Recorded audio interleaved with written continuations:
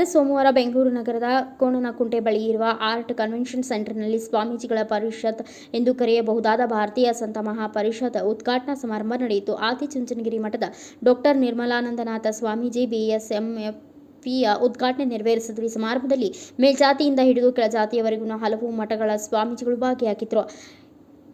ಇವಿಷ್ಟು ಘಟನೆ ನಡುವೆಯೇ ಕಂಚಿ ಕಾಮಕೋಟೆ ಸರ್ವಜ್ಞ ಪೀಠದ 70ನೇ ಪೀಠಾಧಿಪತಿ ಶಂಕರ ವಿಜಯೇಂದ್ರ ಸರಸ್ವತಿ ಶಂಕರಾಚಾರ್ಯ ಸ್ವಾಮಿಗಳು ಜೂನ್ 12ರಂದು ಜೂನ್ 17ರವರೆಗೂ ಬೆಂಗಳೂರಿನಲ್ಲಿ ವಿಜಯ ಯಾತ್ರೆ ನಡೆಸಿದ್ದಾರೆ. ಬಳಿಕ ಸಂದರ್ಶನದಲ್ಲಿ ವಿಜಯೇಂದ್ರ ಸರಸ್ವತಿ ಅವರು ಭಾರತವನ್ನ ವಿಶ್ವಗುರು ಮಾಡುವ ಪ್ರಸ್ತಾಪವನ್ನ ಮುಂದಿಟ್ಟಿದ್ದಾರೆ.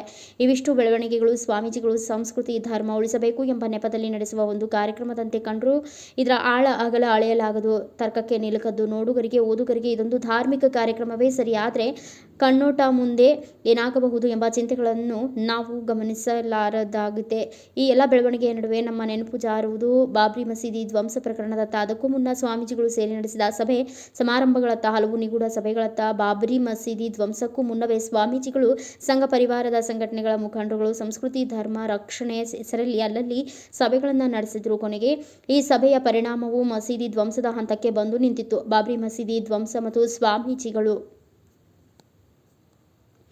ವಿಶ್ವಗುರು ಎಂದಾಗ ಸ್ವಾಭಾವಿಕವಾಗಿಯೇ ನಮ್ಮ ಕಣ್ಣು ಯಾರತ್ತ ತಿರುಗುತ್ತದೆ? ಅರ್ಹರೋ ಅನರ್ಹರೋ ಎಂಬ ವಿಚಾರ ಪಕ್ಕಕ್ಕಿಡಿ. ಆದರೆ ತಮ್ಮನ್ನ ತಾವು ವಿಶ್ವಗುರು ಎಂದು ಕರೆಸಿಕೊಳ್ಳುವವರು ಯಾರೆಂಬುದು ಜಗಜ್ಜಾಹೀರಾತು. ಈಗ ಸ್ವಾಮೀಜಿಗಳು ಸೇರಿ ಮಾಡಲು ಹೊರಟಿದ್ದೇನು? ಧಾರ್ಮಿಕ ಸುಧಾರಣೆಗಾಗಿ ಕಟ್ಟಲಾಗುವ ಸಂಘಟನೆ ಮುಂದೆ ತಲುಪುವುದು ಎಲ್ಲಿಗೆ ಎಂಬಿತ್ಯಾದಿ ಪ್ರಶ್ನೆಗಳು ಹುಟ್ಟುತ್ತವೆ. ಈ ನಡುವೆ ಭಾರತ ವಿಶ್ವಗುರು ಎಂಬುದನ್ನು ಪ್ರಚಾರ ಮಾಡಲು ಹೊರಟುವವರು ಮುಂದೊಂದು ದಿನ ಪ್ರಧಾನಿ ಮೋದಿಯೇ ವಿಶ್ವಗುರು ಎಂದು ಸಾರಿದರೆ ಆಶ್ಚರ್ಯವೇನಿಲ್ಲ.